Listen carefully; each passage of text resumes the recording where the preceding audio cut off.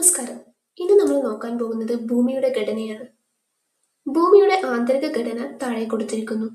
ഭൂവൽക്കം, crust, upper mantle, പുറക്കാമ്പ്, outer core, അകക്കാമ്പ്, inner core. ഭൂവൽക്കം, ക്രസ്റ്റ്. ഭൂമിയുടെ ഏറ്റവും പുറത്തുള്ള പാളിയാണ് ഭൂവൽക്കം. ഏകദേശം 40 കിലോമീറ്റർ വരെ കട്ടിയുള്ള ഈ ഭാഗം ഭൂഖണ്ഡങ്ങളിൽ 30 മുതൽ 50 വരെ കിലോമീറ്റർ വരെയുള്ളതും സമുദ്രങ്ങൾക്കടിയിൽ 6 കിലോമീറ്റർ വരെ കനം കാണിക്കുന്നു. ഭൂവൽക്കത്തിലെ കരഭാഗം സിയാൽ, സിലിക്കൺ, അലുമിനിയം എന്നും കടലിനടിയിലുള്ള ഭാഗം സിമ, സിലിക്കൺ, മഗ്നീഷ്യം എന്നും അറിയപ്പെടുന്നു. ഭൂഖണ്ഡങ്ങളിൽ സിലിക്കൺ, അലുമിനിയം എന്നിവ കൂടുതലായി കാണുന്നതിനാൽ സിയാൽ എന്ന് വിളിക്കുന്നു. സമുദ്രങ്ങളിൽ സിലിക്കൺ, മഗ്നീഷ്യം എന്നിവ കൂടുതലായി കാണുന്നതിനാൽ സീമ എന്ന് വിളിക്കുന്നു. പ്രധാന പ്രത്യേകതകൾ: ഇതിന്റെ കനം ഭൂഖണ്ഡങ്ങളിലും സമുദ്രങ്ങളിലും വ്യത്യാസപ്പെട്ടിരിക്കുന്നു. ഭൂവൽക്കം ഉറച്ചതും എന്നാൽ ചലിക്കുന്നതുമായ ഭാഗങ്ങളായി വിഭജിക്കപ്പെട്ടിരിക്കുന്നു. ഇവയെ ഫലകങ്ങൾ എന്ന് വിളിക്കുന്നു. ഈ ഫലകങ്ങളുടെ ചലനമാണ് ഭൂകമ്പങ്ങൾ, അഗ്നിപർവ്വതങ്ങൾ, പർവ്വതങ്ങളുടെ രൂപീകരണം എന്നിവയ്ക്ക് കാരണം. പുറംതോടിനും മാന്റിലിനുമിടയിലുള്ള സംക്രമണ മേഖലക്ക് പറയുന്ന പേരാണ് മൊഹോറോവിസിക് വിച്ഛിന്നത. Mohorovicic discontinuity. പുറംതോടിനും മാന്റിലിനും ഇടയിലുള്ള സംക്രമണ മേഖലക്ക് പറയുന്ന പേരാണ് മൊഹോറോവിസിക് വിച്ഛിന്നത. Mohorovicic discontinuity. Upper crust, lower crust എന്നിവയെ വേർതിരിക്കുന്നത് കോൺറാഡ് വിച്ഛിന്നത. അപ്പർ ക്രസ്റ്റ്, ലോവർ ക്രസ്റ്റ് എന്നിവയെ വേർതിരിക്കുന്നത് കോൺറാഡ് വിച്ഛിന്നത, കോൺറാഡ് ഡിസ്കണ്ടിന്യൂറ്റി. ഭൂമിയുടെ ജിയോയിഡ് ആകൃതിക്ക് കാരണം ഭൂമിയുടെ ഭ്രമണഫലമായുള്ള അഭികേന്ദ്ര ബലം. ഭൂമിയുടെ ജിയോയിഡ് ആകൃതിക്ക് കാരണം ഭൂമിയുടെ ഭ്രമണഫലമായുള്ള അഭികേന്ദ്ര ബലം. വൻകരകളുടെ മുകൾ തട്ട് അല്ലെങ്കിൽ സിയാൽ എന്നറിയപ്പെടുന്ന പാളി ഏത്? ഭൂവൽക്കം, ക്രസ്റ്റ്. വൻകരകളുടെ മുകൾ തട്ട് അല്ലെങ്കിൽ സിയാൽ എന്നറിയപ്പെടുന്ന പാളി ഏത്? ഭൂവൽക്കം, ക്രസ്റ്റ്. Sial, silicon, aluminium. ഭൂവൽക്കത്തിൽ ഏറ്റവും കൂടുതലുള്ള മൂലകങ്ങൾ ഓക്സിജൻ, സിലിക്കൺ, അലുമിനിയം. ഭൂവൽക്കത്തിൽ ഏറ്റവും കൂടുതലുള്ള മൂലകങ്ങൾ ഓക്സിജൻ, സിലിക്കൺ, അലുമിനിയം. ഭൂവൽക്കത്തിൽ ഓക്സിജൻ 46.4%, സിലിക്കൺ 28%, അലുമിനിയം 8%, ഇരുമ്പ് 5.63%. ഭൂമിയുടെ വ്യാപ്തത്തിന്റെ ഒരു ശതമാനമാണ് ഭൂവൽക്കം. ഭൂമിയുടെ വ്യാപ്തത്തിന്റെ 1% ഭൂവൽക്കം. ഭൂവൽക്കത്തിൽ മൂലകങ്ങൾ കാണപ്പെടുന്നത് ഖരാവസ്ഥയിൽ. ഭൂവൽക്കത്തിൽ ഏറ്റവും കൂടുതൽ കാണപ്പെടുന്ന ലോഹം അലുമിനിയം. വൻകര ഭാഗത്തെ ഭൂവൽക്കത്തിന് കാണപ്പെടുന്ന ശിലകൾ ഗ്രാനൈറ്റ്. മാന്റിൽ. ഭൂമിയുടെ ഉൾഭാഗത്ത് ഏറ്റവും കൂടുതൽ ഖരരൂപത്തിലുള്ളത് മാന്റിലാണ്. ഭൂമിയുടെ സാന്ദ്രമായ അമിതമായ ചൂടായ കാമ്പിനും അതിന്റെ നേർത്ത പുറംപാളിയായ പുറംതോടിനും ഇടയിലാണ് മാന്റിൽ സ്ഥിതി ചെയ്യുന്നത്. മാന്റിലിന് ഏകദേശം 2090 കിലോമീറ്റർ, 1802 മൈൽ കനമുണ്ട്.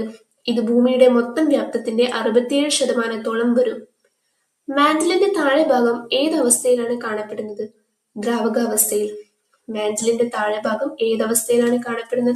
ദ്രാവകാവസ്ഥയിൽ.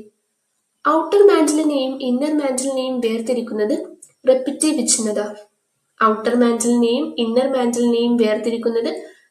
വിച്ഛിന്നത. റെപ്പിറ്റീവ് ഡിസ്കണ്ടിന്യൂറ്റി. മാന്റിലിനെയും അകക്കാമ്പിനെയും വേർതിരിക്കുന്നത് ഗുട്ടൻബർഗ് വിച്ഛിന്നത. മാന്റിലിലെ പ്രധാന ഘടകങ്ങൾ oxygen, silicon, magnesium.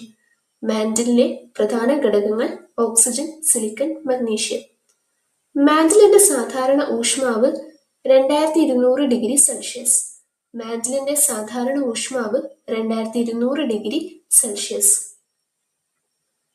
പുറക്കാമ്പ്, outer core.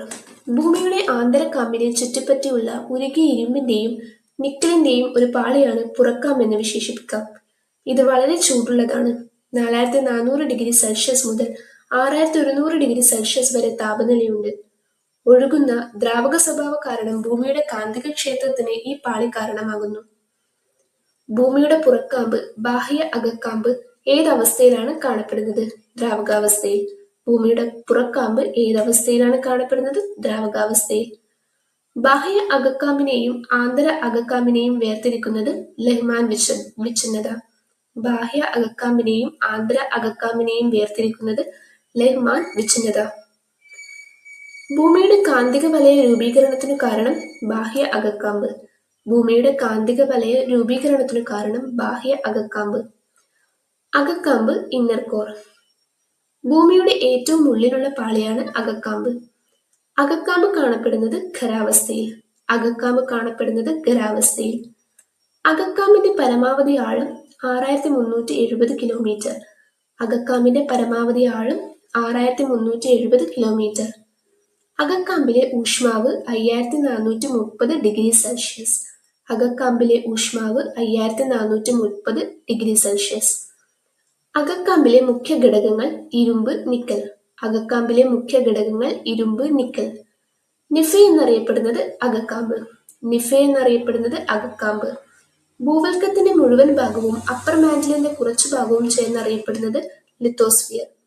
ഭൂവൽക്കത്തിന്റെ മുഴുവൻ ഭാഗവും അപ്പർ മാന്റിലിന്റെ കുറച്ചു ഭാഗവും ചേർന്നറിയപ്പെടുന്നത് ലിത്തോസ്ഫിയർ എന്നാണ്. ലിത്തോസ്ഫിയറിന് താഴെയായി മാന്റിലിന്റെ ഉപരിഭാഗത്ത് അർദ്ധദ്രാവകാവസ്ഥയിൽ സ്ഥിതി ചെയ്യുന്ന ഭാഗം അസ്തനോസ്ഫിയർ. ലിത്തോസ്ഫിയറിന് താഴെയായി മാന്റിലിന്റെ ഉപരിഭാഗത്ത് അർദ്ധദ്രാവകാവസ്ഥയിൽ സ്ഥിതി ചെയ്യുന്ന ഭാഗമാണ് അസ്തനോസ്ഫിയർ. അപ്പർ മാന്റിലിന്റെ ബാക്കി ഭാഗവും ലോവർ മാന്റിലിനു ചേർന്ന പ്രദേശം മീസോസ്ഫിയർ. അപ്പർ മാന്റിലിന്റെ ബാക്കി ഭാഗവും ലോവർ മാന്റിലും ചേർന്ന പ്രദേശം മീസോസ്ഫിയർ. അഗ്നിപർവ്വതങ്ങളിലൂടെ പ്രവഹിക്കുന്ന ലാവയുടെ പ്രഭവ കേന്ദ്രം അസ്തനോസ്ഫിയർ. അഗ്നിപർവ്വതങ്ങളിലൂടെ പ്രവഹിക്കുന്ന ലാവയുടെ പ്രഭവ കേന്ദ്രം അസ്തനോസ്ഫിയർ. നീലഗ്രഹം എന്നറിയപ്പെടുന്നത് ഭൂമി. നീലഗ്രഹം എന്നറിയപ്പെടുന്നത് ഭൂമിയാണ്. Thank you.